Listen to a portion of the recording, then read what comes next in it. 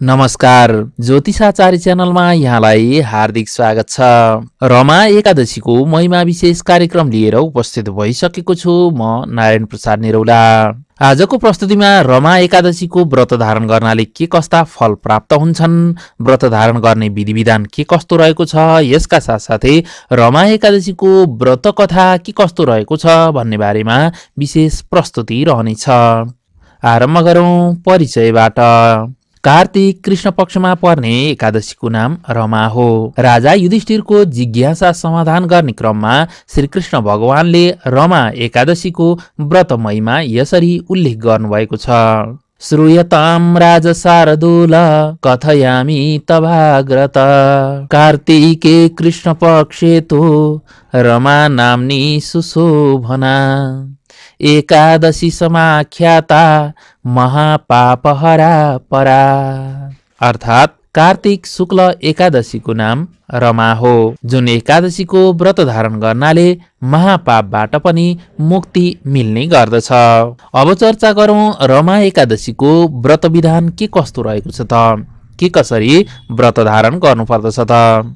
दशमीकै दिनबाट नै रमा एकादशीको पनि व्रत आरम्भ हुने गर्दछ। अर्थात् दशमीको दिनबाट तामसी वस्तुको त्याग गर्नुपर्दछ। यसैगरी मैथुनादि समागम, रिस, राग, द्वेषको भावलाई पनि त्याग्नु पर्दछ भनिएको छ। एकादशीका दिन प्रातः शौचादि कर्म सकेर तीर्थ वा पवित्र स्थानमा गई स्नान गर्नुपर्दछ। यस पश्चात सन्ध्या वन्दनादि कार्य गरी पवित्र वस्त्र धारण गरेर रमासहित नारायण भगवानको प्रतिमा विधिपूर्वक स्थापना गरी पूजा गर्नुपर्दछ। यसरी पूजा गर्दा विधिपूर्वक दीप, कलश, गणेशजीको स्थापना एवं पूजन अनिवार्य रहन्छ।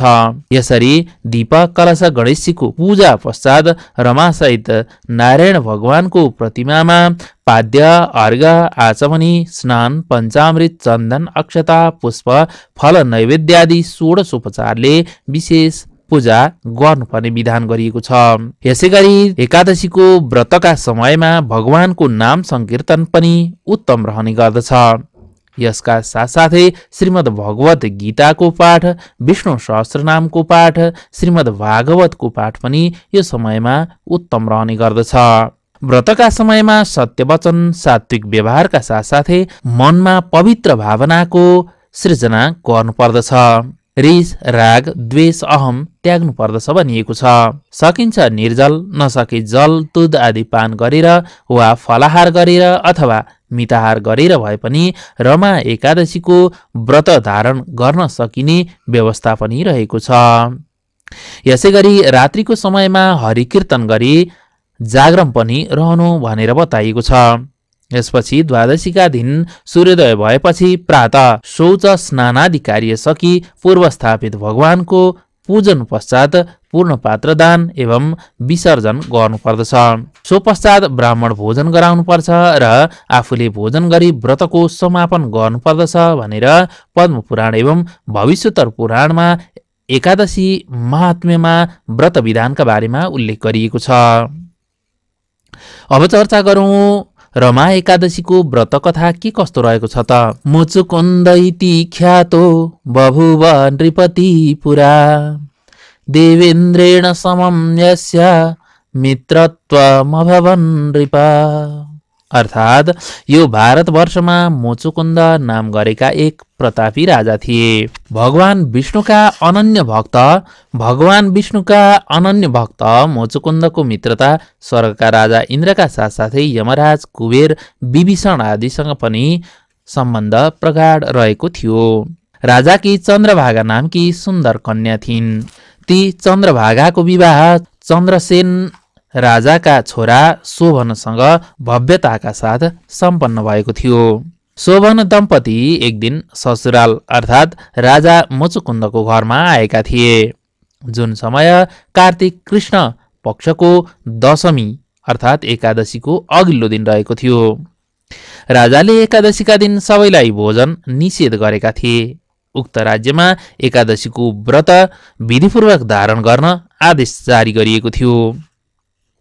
शोभनको भोग सहन गर्ने बानी थिएन। उनी एकादशीको व्रत विधानले निकै नै चिन्ताग्रस्त बने।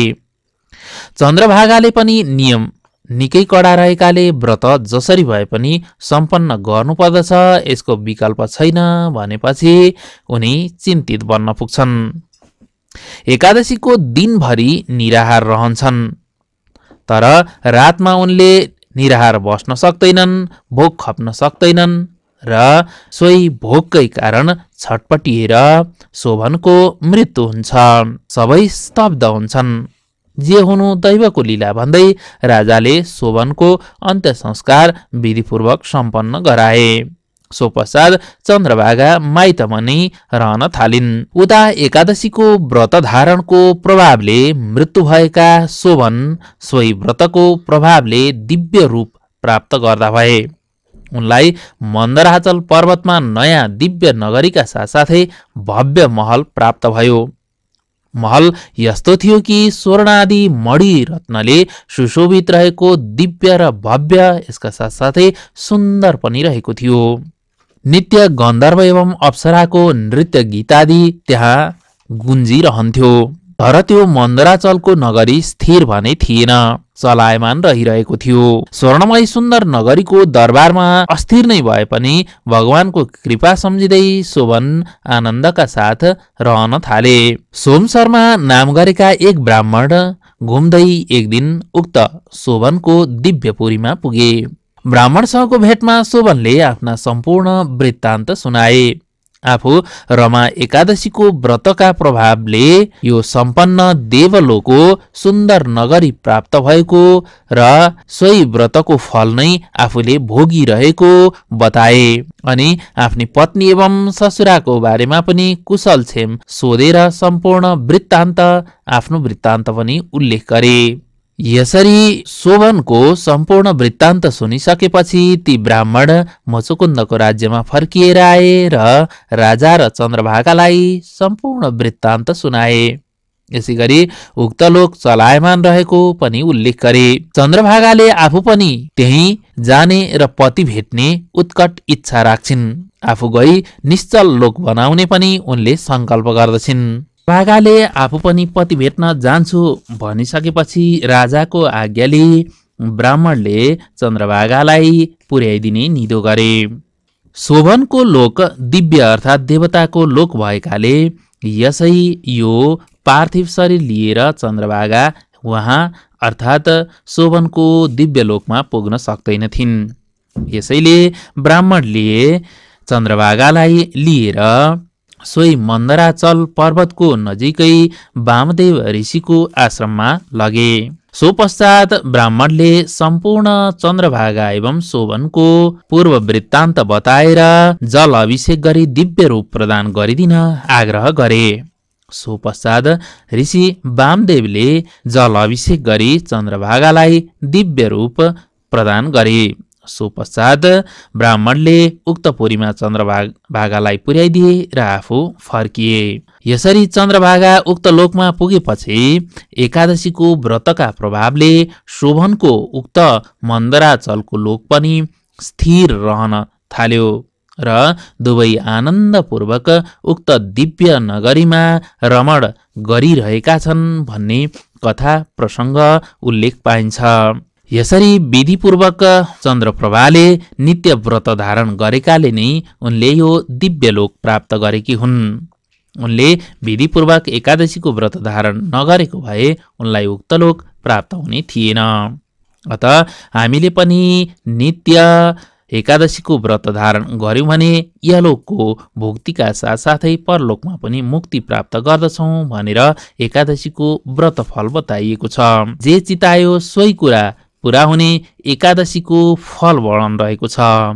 चिन्तामणि समाहेसा कामधेनु समाथवा रमा विधाना नृपते तवाग्रे कथिता मया।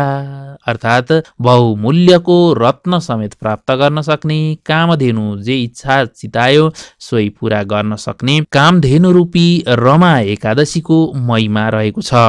यसै गरी रमा एकादशीको व्रत धारण गर्नाले ब्रह्महत्या जस्ता जघन्य पाप पनि नष्ट भएर जान्छन् भनेर यसरी बताइएको छ।